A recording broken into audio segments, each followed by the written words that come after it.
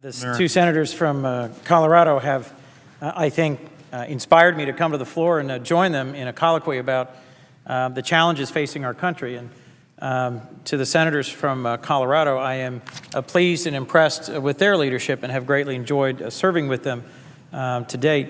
I agree that the vote on one of our tax expenditures, on the ethanol subsidy, was an encouraging and inspiring moment because we saw both Democrats and Republicans from all over the country casting a vote to end a tax expenditure, a subsidy, that many would argue has outlived its usefulness in the current marketplace. In my home state, we recently saw the bankruptcy of our second largest poultry company, and they have communicated to me their grave concern about the ethanol subsidy. There's lots of folks on both sides of that particular debate. I think the larger point that's important for us to get to is certainty in the markets.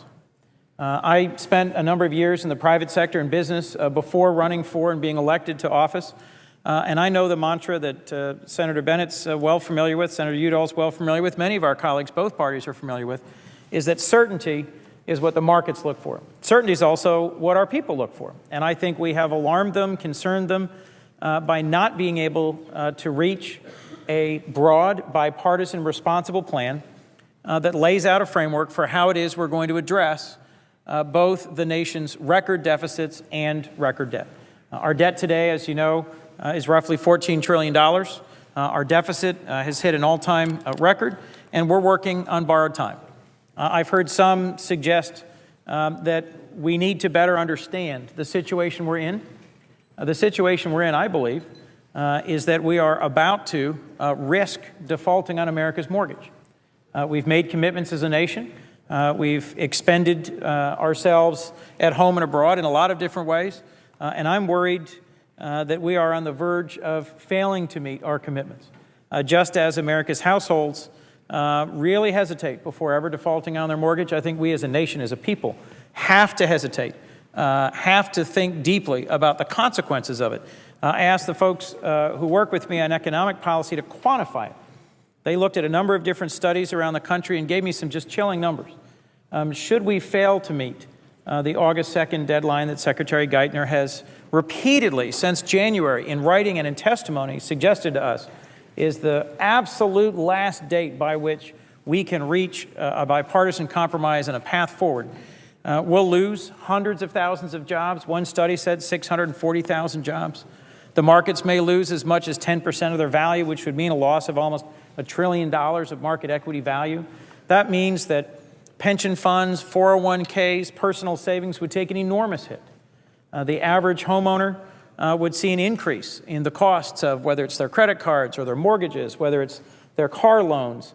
It's easy to think that this is an abstract argument. But in reality, I think the problem that we're causing, the lack of confidence in the markets, could have a sudden, sharp, grinding effect on our economic world. And that's because investors act more like animals than they do like machines.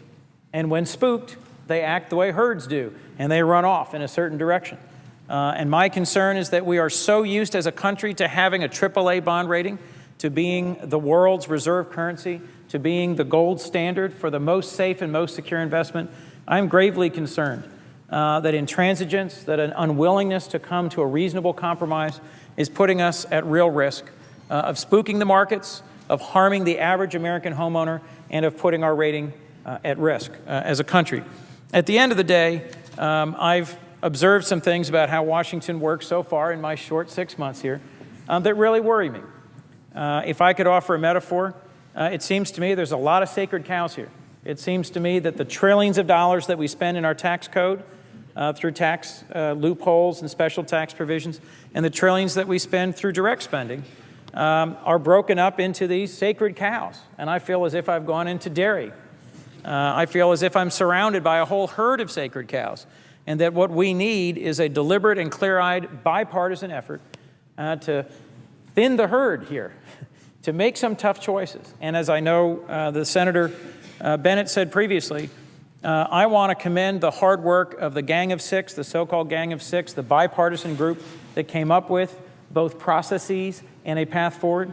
The Bowles-Simpson Commission that presented to those of us on the Budget Committee and presented to this body in writing a proposal, there are paths forward. There are ways to make these tough choices.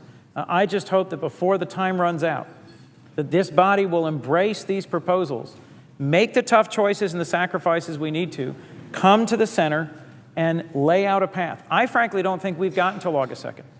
I think if we're going to put at risk the markets by injecting uncertainty, I think frankly the timeline may be more like the middle of July.